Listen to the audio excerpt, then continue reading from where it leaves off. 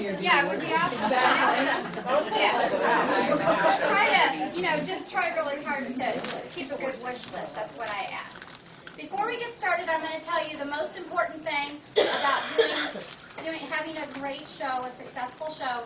It starts, a week, maybe 2 weeks before the show ever gets here, and that's with your hostess coaching. Let me see your hands if you hostess coach.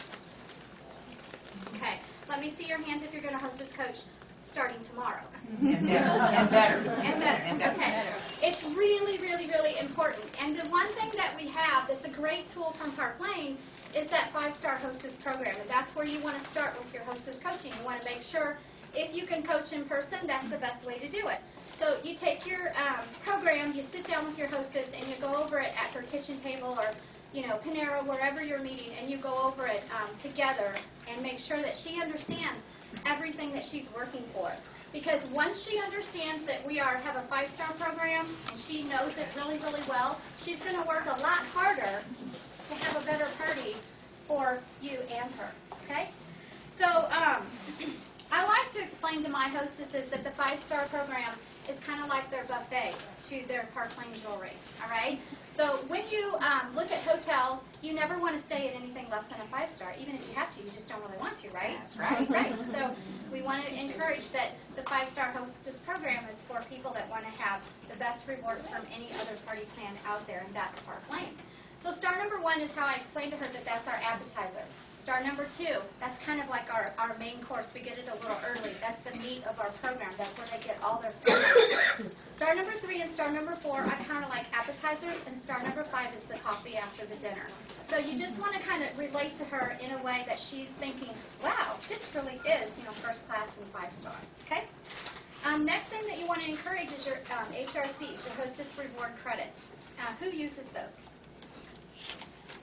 I'm not asking who gives them away. Who uses them? Okay, tell me something you do. Well, I incentive to purchase larger, more expensive items, which has more money to spend. So I encourage her to try to turn in her guest list early. Early, good. Or to try to be active during the party to encourage people, to show people, try things on. So you're kind of incentivizing her to be a consultant. Exactly. Yeah, or a director, as we call it. Yeah. Okay, that's a great thing. HRCs, normally we have 2. For those of you who are very, very new, we have 2. They're $50 a piece, so that's a total of $100. Sometimes we have bonuses where we get 3. Use each one of them as a separate incentive. Okay, so you might use one for her to get a booking before the party. You might use one for her to help her guests try on jewelry and create fun looks. You might say, I'll give you 50 extra bucks. What's your name? So, Just like Phyllis said, if you can come up with 2 new creative ways to wear the jewelry that I brought tonight and put it on a friend, she doesn't have to tell them that's what she's doing. I love that. That's new to me. Give her just whatever incentives you can come up with. Use your HRCs wisely. Don't just hand them out. If you hand them out, you've just devalued them 100%. Because if Phyllis is a guest at the party, and what's your name? Gayla is a guest at the party, and Phyllis had a party last month, I'm going to stand up there and I'm going to say, I have an extra $100 in hostess free credit, and all you have to do is have at least 7 people in attendance at your party, and you need to have a show of at least 300 or more. And then Phyllis is going to say, you know what, Gayla, I only had a $185 show, and I only had 4 people there, and she still gave it to me. She's the nicest girl ever. You don't really have to worry about it. That's right. And you just, devalued your whole program. So use them well. Use star number 1 to get the list, because it says right there, we need a list in 3 days. Is that what it says? Yeah. Okay. What happens if somebody's doing a catalog party? There's no list. There's no star 1. Period. When you host a coach, try to convert that catalog party into a at-home party by saying, oh, I'm so sorry, star number 1 is for people that have at-home parties. We give them a bonus for getting a list to us. Would you like to convert it? Just putting that out there. Keep star number 1 for what it is. Next thing I want to encourage you to do is, I can show the most beautiful jewelry ever, but sometimes you have a hard time getting someone to book a show because they maybe did a party for another company and they spend a lot of money on food, had to clean their house, a full house, even though you're only on use 1 or 2 rooms. And, you know, they're discouraged a little bit. So really encourage the food program is $15 or less on food, period, in store. Something sweet, something salty, something to drink, that's all I want.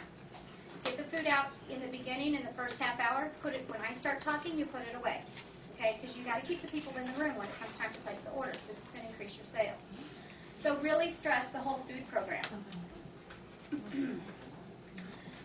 And I think most importantly is that you connect and reconnect with your hostess. After you've done your hostess coaching, it's one, preferably 2 more calls to that hostess to reconnect with her. So you're going to want to get in touch with her a week before the party and just say, hey, it's Angie, I'm touching base. Remember I told you get to pick whatever bling you want me to bring? I'm ready to make that list. What would you like me to bring? Okay? If you have a cell phone, please turn it off. Or, like, silence it, because it's really distracting. Sorry. It's okay. I have one, too, and if mine goes off, somebody in the back room, it'll be singing, like, some funky song, just turn it off. But anyway, you want to connect with her and, you know, talk about what jewelry pieces she'd like you to bring. The last call that you make to her is 2, maybe 3 days before the party, and this is when you're really wanting to know what. What do you want to know 2 days before the party? How many are coming? Do we have a party? Okay? So you're going to call her and you're going to say, hey, Phyllis, this is Angie. I can't wait. Your party's in 2 days. I'm so excited. Tell me, I need to make sure I have enough literature with me and books and catalogs. How many people do you have coming so far? 12. Yeah. I need to bring a helper, don't I? How about you just be my helper? Can you be my helper that night? Okay, great. I get extra credit. You will. Remember that whole $50 thing. Tell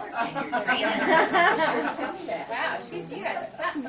Anyway, yeah, so you really just want to know how many are coming. And this is your also, you know, if you feel uncomfortable saying how many are coming, you can say I need directions. You've already got it map quested, you know how to get there, but you know, you want to make a final call to just connect with her one last time before the party. Okay, another thing that you can do, and this will help your sales, it'll help your team and your group sales, is to offer her the Park Lane opportunity before the party. How many of you do that? Great. You should kind of. Always, Michelle's right. You should always touch on the subject. You want to let her know when your host is coaching that, you know, I like to let them know that we don't just take everybody. We're not out there to sell kits and just sign everybody up. But whenever we have a hostess who's hosting a show with us, it's always that hostess's first right to have an interview with us for a position with Park Lane. Okay? And Phyllis, especially, if you have a $500 show with Park Lane, you definitely want to consider having an interview, even if you think it's nothing you're interested in, because that $500 party is what's going to pay for a starter kit for you. So it's at least worth hearing, right? $1,000 worth of jewelry for $39, it's worth talking about, right? Okay, let's try to get to a $500 party. Let's go ahead and schedule an interview. Would you like to schedule an interview? I would. Great. Would you like it before your party or after? Before. Okay, then you're going to set up a date with her. This is really, really important.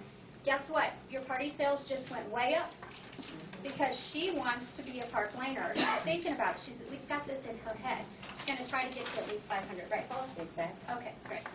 All right, so now you know a little bit about what goes on before the party. You guys ready to see a party? Yes. Okay. I need to get names again. Stacy. Stacy's mom got it going on. Cheryl. Cheryl Bobero. Cheryl Bobero. Lisa? That's easy. Randy. Kelly. Gloria. Gloria. I think I can. Gloria. Okay. Hey, Angie, what do you think about name tags? I don't do name Too tags. impersonal? Yeah, I don't do name tags. The reason I went through that, I don't do that out loud. I try to get something in my head, you know, Stacy's mom, Cheryl Barrel, you know, whatever. Lisa, I got a friend named Lisa. I know these 2 girls already. They've partied with me before.